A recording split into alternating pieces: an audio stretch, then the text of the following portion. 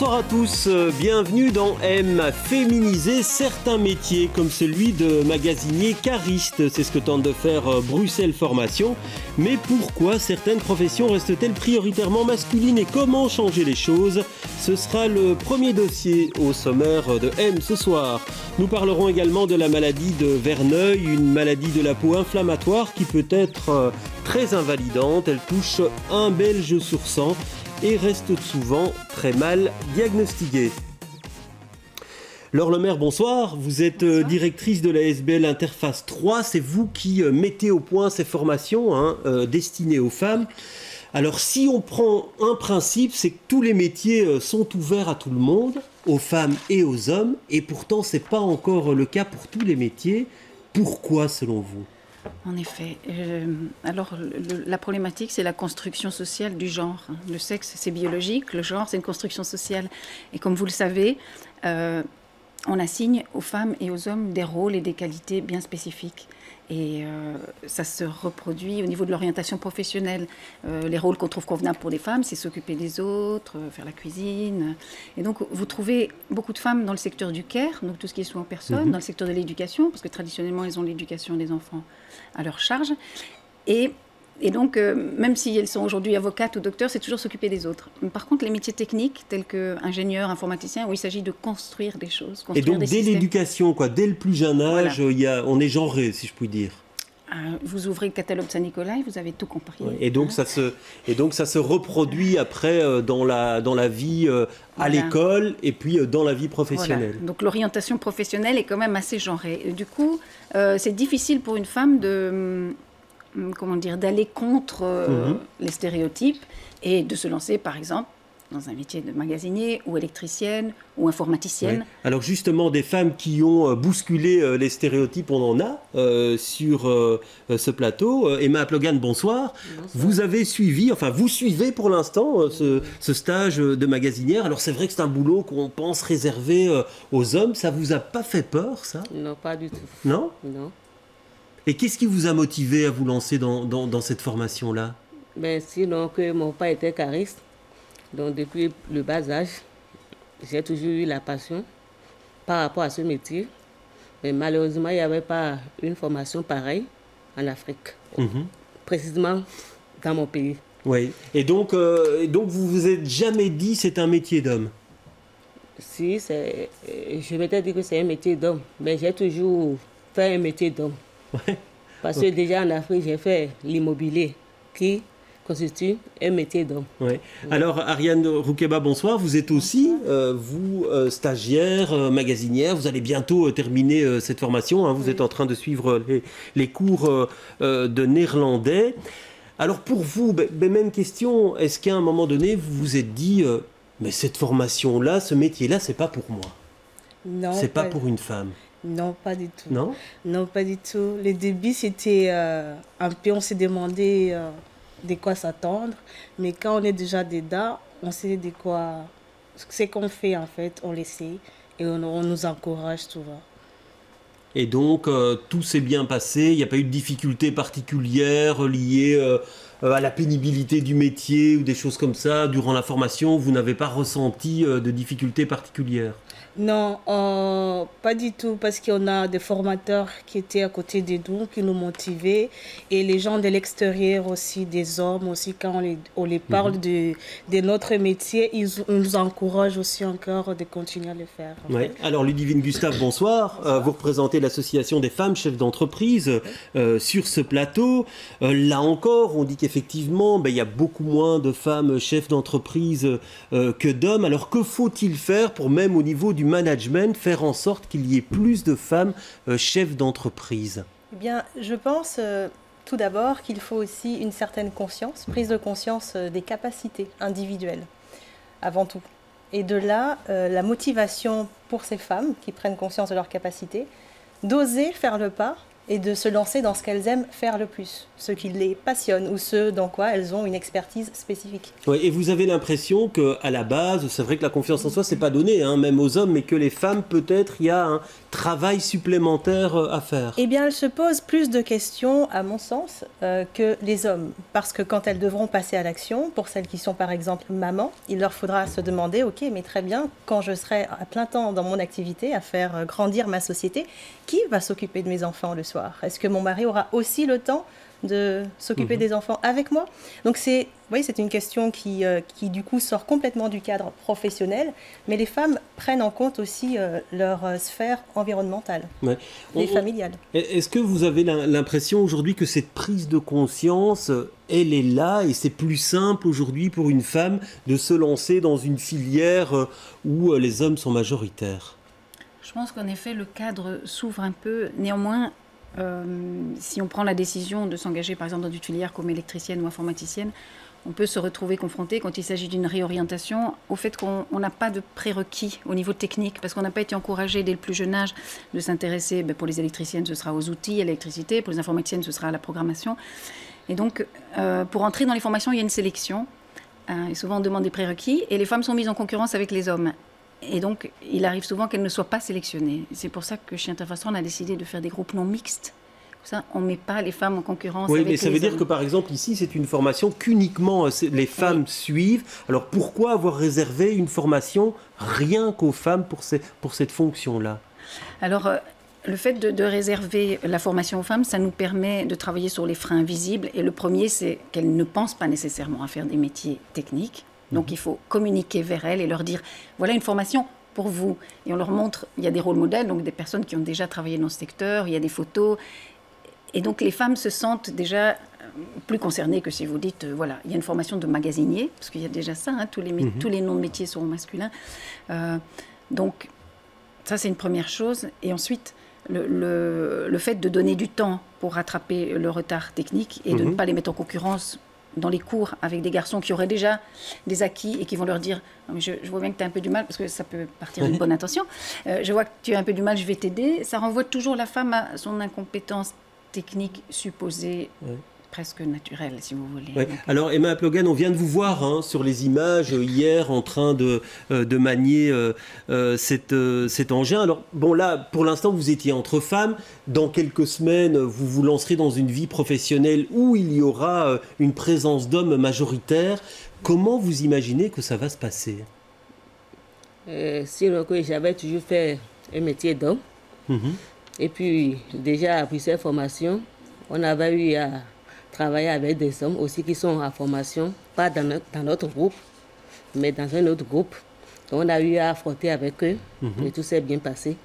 Ouais, donc vous n'avez pas de crainte particulière, vous non plus, Ariane, non? Non, pas du tout. Non. Mais est-ce qu'il y a, Ludivine, Gustave, des stratégies à mettre en place une fois que la femme est dans l'entreprise, dans un milieu où il y a une majorité masculine?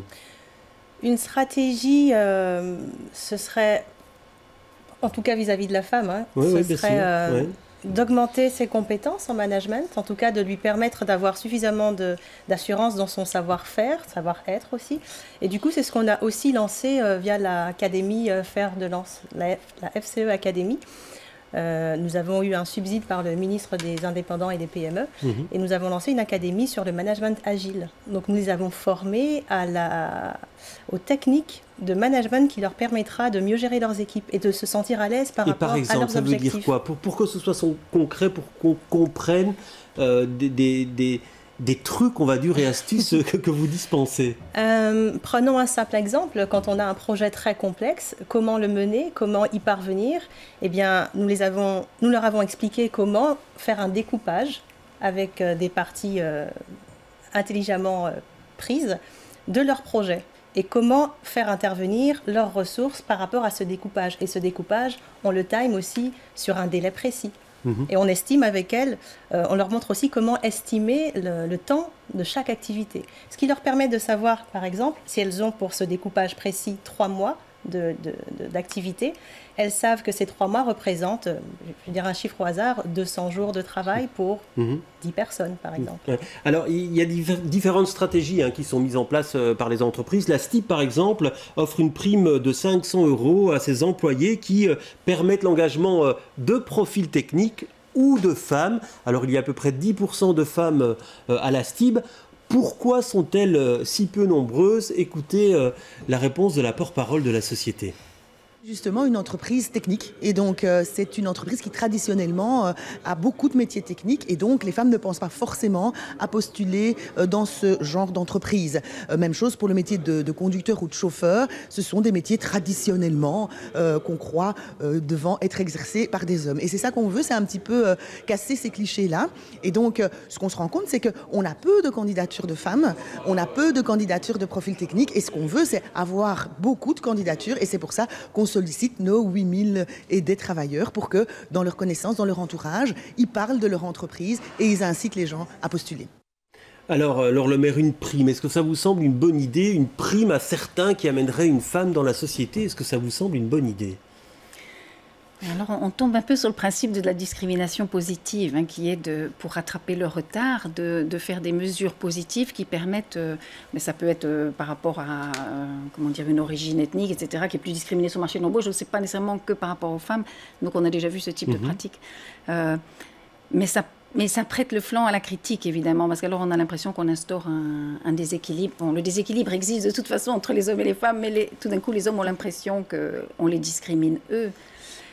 C'est vrai que nous, en faisant une formation non mixte, on fait une sorte de discrimination positive et je pense qu'elle est justifiée par le fait que tous ces secteurs professionnels, dans les faits, sont non mixtes et c'est des secteurs qui sont très porteurs sur le marché de l'emploi, avec de belles opportunités de carrière, des salaires corrects. Vous pensez que ça peut marcher, ce type de proposition, ou vous avez quelques doutes? Mais j'ai quelques doutes parce que je pense que si les femmes sont bien formées pour rentrer dans ces carrières, à moins que la STIB les forme en plus, mais si elles sont déjà formées, elles vont postuler. Et nous, on a des femmes informaticiennes qui ont postulé à la STIB, qui sont rentrées. Donc, je pense que c'est au niveau de la formation qu'il faut agir d'abord, et au niveau de l'orientation scolaire et professionnelle. Ouais. Ça va peut-être apporter quelques personnes. Oui, alors Ludivine Gustave, c'est vrai qu'on parle de discrimination positive et on entend certaines femmes demander effectivement qu'il y ait des mesures qui soient prises pour qu'il y ait plus de femmes à des postes de management, pour qu'il y ait plus de femmes dans des conseils d'administration. Est-ce qu'il faut en passer par là, selon vous? Par là où? En disant, est-ce qu'il faut cette politique de discrimination, oui, ou qu'elle soit d'une manière ou d'une autre, ça pourrait être un quota à certains moments, ou une prime, effectivement. Je pense que c'est une question de prise de conscience. Donc, aborder la question de la femme dans des comités d'administration ou de la femme à des postes de management, c'est plus d'un point de vue richesse pour le projet. Au niveau de la diversité, au niveau des points de vue, on a bien conscience que la femme, dans sa féminité, a un point de vue différent ou complémentaire de celui de l'homme. Du coup, pour le projet, c'est une plus-value. Il faut plus le voir comme ça plutôt qu'un quota. J'ai trois hommes, j'ai 3 femmes.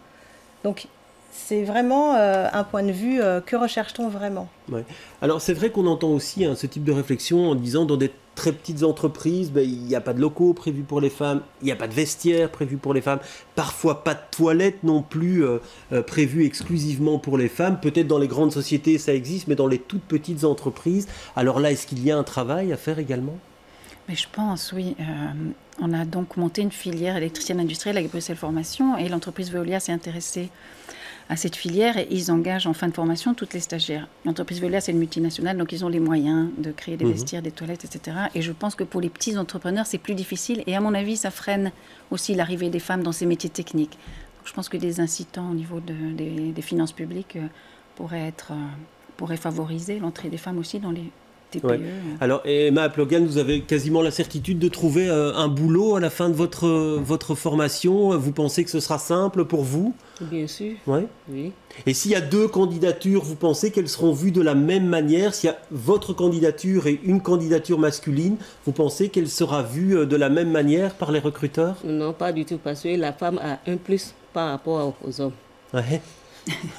Donc vous pensez que vous bénéficierez de... Oui, vous partagez cet avis Oui, je partage mon avis. Ouais. Pour les recruteurs, est-ce qu'il y a un boulot effectivement à faire maintenant par rapport à ces métiers-là quand ils vont voir arriver ces candidatures féminines? C'est une nouvelle filière, donc magasinière, donc c'est difficile de tirer les leçons d'éditions précédentes, par exemple, puisque c'est la première. Mais hier, nous avons rencontré des entreprises qui étaient très positives pour recruter nos stagiaires. D'ailleurs, Emma, elle a déjà un stage qui sera sans doute suivi d'une embauche. Félicitations. Donc, je pense qu'il y a quand même une ouverture de la part des entreprises. Mais évidemment, si vous prenez toutes les entreprises de la logistique, je ne sais pas ce que ça représente comme pourcentage. C'est peut-être 20% d'entreprises qui sont désireuses d'eux et peut-être les autres préfèrent un... Parce qu'il faut aussi après gérer la mixité dans les équipes. Il y en a à qui ça fait peur. Et pourtant, chez Veolia, ils disent que ça apporte vraiment un plus. Tout à fait. Oui. Oui. Oui, tout à fait. La mixité dans les équipes, sur plusieurs projets, a bien montré un résultat différent. Ouais. Mais on a bien compris que vous insistez beaucoup sur la prise en charge de cette problématique dès le plus jeune âge. Et donc, c'est aussi au monde de l'enseignement que vous adressez un message aujourd'hui. Oui, aussi, tout à fait. L'orientation, quand on sort... après, à partir de 18 ans, oui, c'est là où les jeunes se posent la question, qu'est-ce que je peux faire?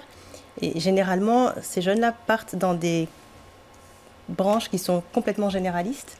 Et quand les études sont terminées, se posent la question, mais qu'est-ce que je peux faire avec mon diplôme? Ouais. Et pour terminer cet entretien, est-ce que vous êtes plutôt optimiste pour l'avenir?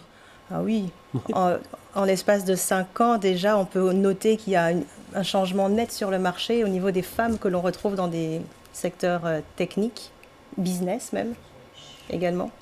Ouais, vous aussi, Laure Lemaire, plutôt optimiste? Oui, plutôt optimiste. Oui, je pense que ça commence à bouger. Après, il faut que le financement des projets suive, etc. Mais je suis plutôt optimiste. Merci beaucoup en tout cas. Et puis on vous souhaite bonne chance pour la fin de votre formation. Bon stage à vous et puis bon boulot alors. Merci. Merci en tout cas d'avoir été des nôtres.